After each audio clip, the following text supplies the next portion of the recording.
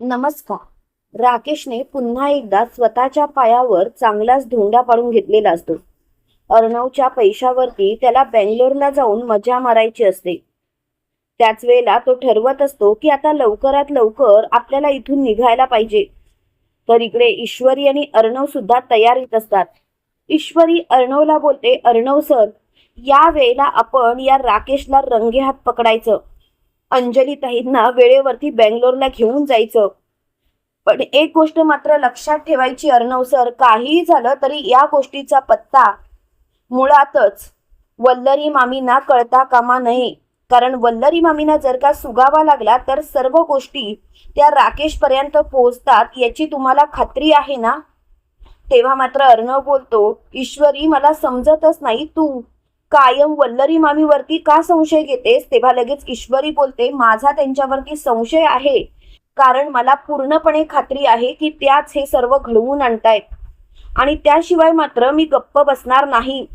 तेव्हा लगेच अर्णव बोलतो, ईश्वरी जर का असं असेल तर तर नक्कीच आपण लवकरात लवकर त्या राकेशचा पर्दाफाश करूया आणि मामी जर का या गोष्टींमध्ये सामील असेल ना तर मात्र मी अजिबात तिला सोडणार नाही.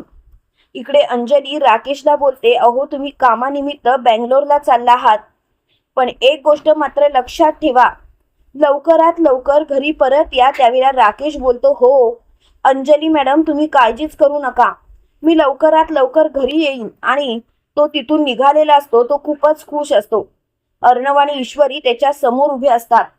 तेव्हा लगेच राकेश बोलतो, अर्णव मी माझ्या कामानिमित्त बाहेर चाललोय. त्यावेळेला अर्णव बोलतो, लवकरात लवकर या जिजू. तेव्हा मात्र राकेश बोलतो, हो नक्कीच. आणि तो तिथून बाहेर पडलेला असतो. त्यावेळेला ईश्वरी अर्णवकडे बघते आणि अर्णवला बोलते, किती नाटकी आहे हा माणूस. त्याच वेळेला लगेच अंजली बोलते, ईश्वरी आता काय झालं? काय भरवलंस माझ्या नवऱ्याबद्दल तुझ्या नवऱ्याच्या मनात? तेव्हा लगेच अर्णव बोलतो, ताई बस, काय चाललंय तुझं? अगं येता जाता तू मी सिंदूरवरती असे आरोप का करतेस? ताई प्लीज स्वतःला शांत कर ना. तेव्हा लगेच अंजली बोलते, हे बघ अर्णव, तुझ्या बायकोवरती विश्वास आहे ना, तसाच माझ्या नवऱ्यावरती विश्वास आहे. प्लीज जरा जे काही बोलतोस ना त्या गोष्टीचा नीट विचार कर आणि नंतरच या गोष्टीबद्दल बोलत जा. तेव्हा लगेच अर्णव बोलतो, ठीक आहे ताई, तू तयारीत राहा, तुझ्या नवऱ्याचं काळं सत्य तुझ्या समोर येणार आहे. तेव्हा मात्र अंजली बोलते, म्हणजे? त्यावेळेला ईश्वरी बोलते, अंजली ताई तुमचा माझ्यावरती विश्वास नाही पण स्वतःच्या भावावरती तर विश्वास आहेच ना. प्लीज प्लीज स्वतःला शांत करा, नाहीतर उगाचच या गोष्टी नको त्या विकोपाला जातील. तेव्हा मात्र अंजली बोलते, तुमच्यामुळे हे सर्व घडतंय आणि यासाठी मात्र मी तुम्हाला अजिबात माफ करणार नाही. तेव्हा मात्र तिची खूपच चिडचिड झालेली असते. त्यावेळेला अर्णव बोलतो, एक संधी तर देशील ना, शेवटची संधी दे हवी तर, पण त्या संधीचं सोनं मात्र आम्ही करू. ताई तुला धक्का बसणार आहे, पण तो धक्का बसला तरी चालेल, पण त्या माणसाचा काळा चेहरा तुझ्या समोर येईल. तेव्हा लगेच अंजली बोलते, ठीक आहे, मी कुणाला काहीच बोलणार नाही, अगदी वल्लरी मामीला सुद्धा काही बोलणार नाही, तुम्ही म्हणाल तिथे मी यायला तयार आहे. त्यावेळेला लगेच अर्णव बोलतो, ठीक आहे ताई, तयारीत राहा. इकडे राकेश मात्र खूपच खुश असतो. तो स्वतःशीच म्हणत असतो, आता आता मी मजा मारणार, मला सुद्धा खूप खूप आनंद मिळणार आणि त्यासाठी मी बेंगलोरला चाललोय. इकडे राकेश त्या हॉटेलवरती पोहोचलेला असतो. तिथे त्याची प्रेयसी वाटच बघत असते. राकेश तिला जाऊन मिठी मारतो. अंजली, अर्णव आणि ईश्वरी सुद्धा तिथे पोहोचलेले असतात. राकेशने जी खोली बुक केलेली असते त्याची चावी घेऊन अर्णव, अंजली आणि ईश्वरी तिथे पोहोचलेले असतात.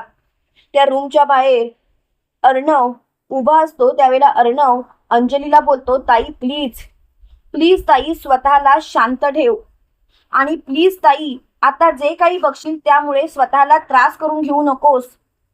ताई तू जर का अशी वागलीस ना तर मला सुद्धा खूप त्रास होईल ताई, कळतंय का तुला? त्यावेळेला लगेच अंजली बोलते, अर्णव आधी माझ्या समोर सगळे पुरावे तर येऊ देत. एकदा जर का माझ्या समोर सगळे पुरावे आले ना तर मग बोलू आपण. आणि प्लीज उगाच काहीतरी बोलून मला स्वतःच्या बोलण्यात गुंतवण्याचा प्रयत्न करू नकोस. तेव्हा मात्र ईश्वरी बोलते, अर्णव सर प्लीज तुम्ही स्वतःला शांत कराल का? अर्णव सर प्लीज तुम्ही स्वतः शांतच राहा, कारण ताईंचं सुद्धा म्हणणं बरोबर आहे. जोपर्यंत त्यांच्या समोर सगळं सत्य येत नाही तोपर्यंत त्या काहीही कबूल करणार नाहीत. आणि त्यावेळेला अर्णव बोलतो, अगदी बरोबर. आणि अर्णवने त्या खोलीचा दरवाजा उघडलेला असतो. त्या खोलीचा अर्णवने दरवाजा उघडताच समोर जे सत्य असतं ते बघून मात्र तो चांगलाच त्यावेळेला अंजलीला अर्णव पुढे घेतो आणि त्यावेळेला अंजलीचं लक्ष राकेशकडे जाताच राकेशला नको त्या अवस्थेत पाहताना अंजलीला खूपच लाज वाटते. तिच्या डोळ्यातून पाणी येत असतं. ती एकदम थबकते. तिला चक्कर येत असते. त्यावेळेला ईश्वरी आणि अर्णव तिला सावरतात. राकेश मात्र पूर्णपणे गांगरलेला असतो. तो कसाबसा तिथून उठतो आणि स्वतःला सावरत असतो. त्यावेळेला मात्र अंजली तिथून खाली निघून जाते. त्यावेळेला अर्णव आणि ईश्वरी सुद्धा तिथून निघून जातात. इकडे अंजली खूपच रडत असते. त्यावेळेला अर्णव अंजलीला म्हणतो, ताई ताई प्लीज प्लीज असं नको करू, स्वतःला शांत ठेव ताई. ताई तुझ्या अशा वागण्यामुळे काय होतंय माहितीये का? सगळं काही हातातून निघून जातंय. आता बघितलंस ना, जे सत्य आहे ते तुझ्या समोर आणलं. हेच सत्य आम्ही सांगण्याचा प्रयत्न करत होतो ताई, पण तू मात्र आमचं काहीच ऐकत नव्हतीस. आता तुझ्या समोर सगळं सत्य आलंय. प्लीज ताई प्लीज स्वतःला शांत कर. तेव्हा मात्र लगेच ईश्वरी बोलते, ताई याच राकेशचा खरा चेहरा आम्हाला तुमच्या समोर आणायचा होता. ताई तुम्हाला काही गोष्टी माहितीच नाहीयेत म्हणून तुम्ही असं वागताय. बघितलं ना बेंगलोरला ह्याचं काय काम होतं ते. अशा कितीतरी मुलींना त्यांनी फसवलंय. अहो त्यांनी तुमच्याशी लग्न केलं कारण तुम्ही फक्त अर्णव राजे शिर्के यांच्या बहिणात म्हणून, जेणेकरून त्याला पैसा मिळेल म्हणून, बाकी काही नाही. हे ऐकल्यानंतर अंजली बोलते, अर्णव अर्णव मला माफ कर, माझं चुकलं. ज्या माणसावरती मी विश्वास ठेवला होता त्या माणसाने मात्र माझ्या पाठीत खंजीर खुपसला. अर्णव मला त्या माणसाकडून ही अपेक्षाच नव्हती. तो माणूस असं का वागला? तेव्हा लगेच अर्णव बोलतो, ताई ताई शांत हो. ताई प्लीज असा विचार करूच नकोस. एक गोष्ट लक्षात ठेव ताई, कितीही काही झालं तरी आम्ही सर्वजण तुझ्या सोबत आहोत आणि तुला आता या गोष्टीचा त्रास करून घ्यायची गरजच नाही. एकच सांगेन ताई, स्वतःला शांत ठेव. बाकी मी काहीच बोलू शकत नाही. तेव्हा मात्र लगेच तिथे राकेश आलेला असतो आणि राकेश बोलतो, प्लीज प्लीज राणी सरकार माझं ऐकून तरी घ्या. त्यावेळेला अंजली कसलाही विचार न करता राकेशच्या सनसनीत कानाखाली मारते आणि राकेशला बोलते, लाज नाही वाटत?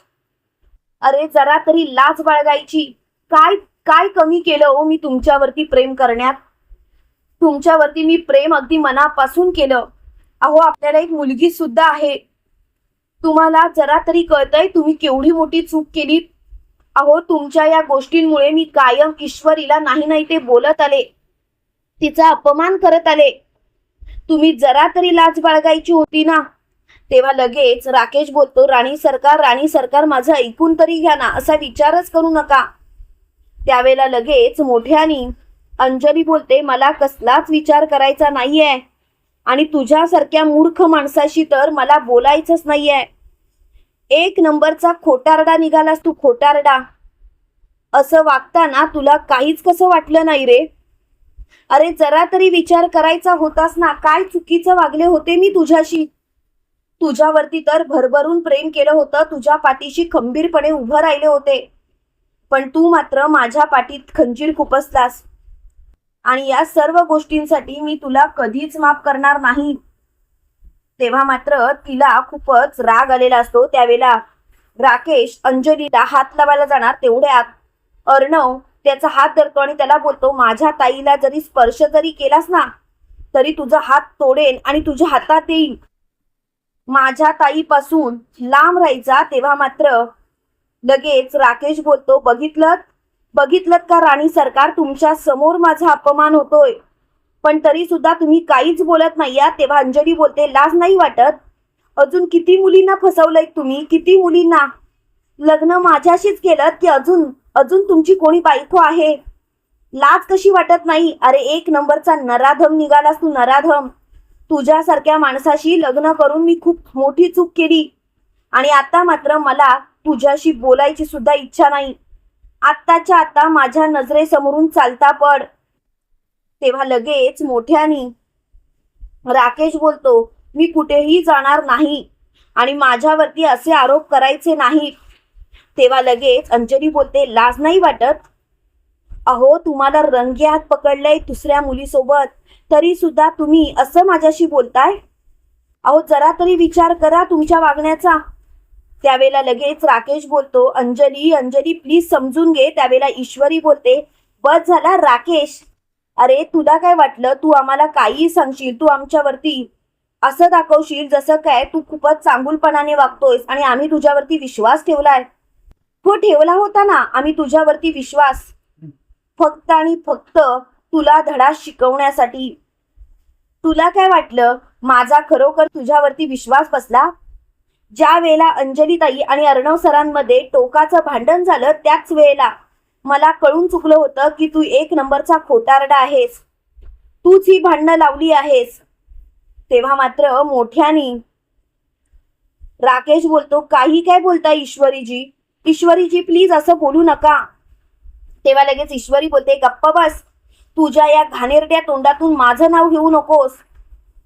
तेव्हा लगेच अंजली बोलते, ईश्वरी अर्णव या माणसाला जो धडा शिकवायचा असेल तो तुम्हीच शिकवा.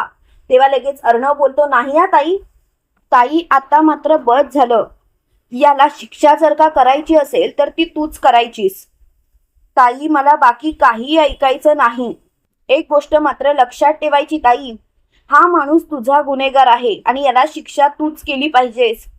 तेव्हा लगेच अंजली बोलते, अर्णव तू काहीही बोलत असलास तरी या माणसाला शिक्षा मी कशी करू? अरे ज्याच्यावरती मी मनापासून प्रेम केलं, ज्याच्याशिवाय मी राहू शकत नाही, खरोखर मी अशा माणसाला शिक्षा करू? नाही जमणार, खरंच नाही जमणार मला. तेव्हा मात्र अंजली बोलते, खरं सांगू ईश्वरी, मी खूप विश्वास ठेवला होता ग या माणसावरती, पण या माणसाने काय केलं बघितलंच ना ईश्वरी, सगळं होत्याचं नव्हतं झालं. तेव्हा लगेच ईश्वरी बोलते, अंजली ताई प्लीज स्वतःला सावरा, आणि तुम्ही स्वतःला जर का सावरलत ना तर बरं होईल. अंजली ताई प्लीज प्लीज असं नका वागू. तेव्हा लगेच अंजली बोलते, ईश्वरी अगं तुझा नवरा जर का तुझ्यासोबत असं वागला असता तर? तेव्हा लगेच ईश्वरी बोलते, अंजली ताई प्लीज माफ करा, पण माझ्या नवऱ्याची आणि या राकेशची बरोबरी कधीच होऊ शकत नाही, कारण हा त्या लायकीचाच नाहीये. तेव्हा मात्र अंजली ईश्वरीकडे बघतच राहते. त्यावेळेला राकेश बोलतो, मी सांगतोय ना, असं काय करताय राणी सरकार? राणी सरकार प्लीज माझ्यावरती विश्वास ठेवा ना. तेव्हा लगेच अंजली बोलते, गद्दार आहेस तू गद्दार, मी कधीच तुला माफ करणार नाही. आणि एक गोष्ट लक्षात ठेवायची, यापुढे तुझा आणि माझा संबंध काहीच नाही. यापुढे तुझा आणि माझा संबंध संपला. यापुढे आपण कधीच एकत्र यायचं नाही. हे ऐकल्यानंतर मात्र चांगलाच धक्का राकेशला बसलेला असतो. राकेश बोलतो, प्लीज राणी सरकार असा विचारच करू नका. राणी सरकार माझ्यावरती विश्वास ठेवा, मी काही मुद्दामून करत नाहीये. तेव्हा मात्र ईश्वरी मोठ्याने बोलते, बस कर राकेश, बस कर. सारखं सारखं अंजलीताईंना तू ब्लॅकमेल करू नकोस, कारण तुझ्या या वागण्याचा परिणाम अंजलीताईंवरती काहीच होणार नाही. तू आता तुझी ही नाटकं बंद कर आणि स्वतःला थांबव. तेव्हा मात्र त्याची खूपच चिडचिड झालेली असते. त्याच वेळेला तो बोलतो, तुम्ही हे सर्व मुद्दामून घडवून आणलत ना, मुद्दामून हे सर्व केलत ना. त्यावेळेला अंजली बोलते, जर का यांनी हे सर्व केलंच नसतं तर कदाचित तुझा खरा चेहरा माझ्या समोर आलाच नसता, आणि मी देवाचे खरंच आभार मानते की त्यांनी हे सर्व घडवून आणलं, नाहीतर काय झालं असतं आज. तेव्हा लगेच राकेश बोलतो, एक शेवटची तरी संधी द्या राणी सरकार. तेव्हा लगेच अंजली बोलते, नाही, मला तुला शेवटची संधी द्यायचीच नाहीये. आजपासून तुझा आणि माझा संबंध संपला. आणि ईश्वरी, अर्णव आणि अंजली घरी आलेले असतात. त्याच वेळेला राकेश सुद्धा त्यांच्या पाठीकडून घरी येत असतो. त्याच वेळेला अंजलीने राकेशला जोरात ढकलून दिलेलं असतं आणि ती मोठ्याने बोलते, माझ्या घरात पाऊल ठेवायचं नाही. त्यावेळेला आजी बोलते, काय झालंय अंजली? तेव्हा घडलेला सगळा प्रकार आजीला अर्णव सांगतो. त्यावेळेला आजी बोलते, जावई बापू, शी, जावई बापू बोलायची सुद्धा लाज वाटतेय. अहो काय गुण उधळून आलात तुम्ही? अहो सोन्यासारखी बायको आहे, अहो लहान मुलगी आहे तुम्हाला, तरी सुद्धा हे असे रंग उडवताना तुम्हाला काहीच कसं वाटलं नाही? खरंच लाज वाटते, लाज तुमची. असं कसं काय वागू शकता तुम्ही? त्यावेळेला लगेच मोठ्यानी अंजली बोलते, प्लीज प्लीज हे सर्व थांबवा आणि या माणसाला माझ्या नजरेसमोरून दूर करा, कारण मला या माणसाशी काहीही बोलायचं नाही. हा माणसाचा मला चेहरा सुद्धा पाहायचा नाहीये. तेव्हा लगेच ईश्वरी बोलते, अंजली ताई तुम्ही स्वतःला शांत करा बघू. आणि राकेश, तुला कळतंय का तू काय करतोयस ते? आत्ताच्या आता इथून चालतं पड, नाहीतर तुझी दिंडच काढेल. त्यावेळेला लगेच मोठ्याने राकेश बोलतो, बस झालं. ए अंजली, तुझं आणि माझं लग्न झालंय, कळतंय ना? कोण समजतेस कोण तू स्वतःला? तेव्हा लगेच अर्णव राकेशच्या सनसनीत कानाखाली मारतो आणि राकेशला बोलतो, चालतं पडायचा, नाहीतर पोलिसांच्या ताब्यात द्यायला सुद्धा तू मागे पुढे पाहणार नाही आणि माझ्या समोर तर यायचंच नाही. तेव्हा मात्र त्याची चांगली चिडचिड झालेली असते. तुम्हाला काय वाटतं मित्रांनो, खरोखर बँगलोरचं हे सत्य अंजली समोर तर आलंय, पण अंजली या नराधमाला कायमचा घटस्फोट देईल? कमेंट करून नक्की कळवा. आणि असेच मालिकेचे नवनवीन अपडेट पाहण्यासाठी व्हिडिओला लाईक, चॅनलला सबस्क्राईब करायला विसरू नका.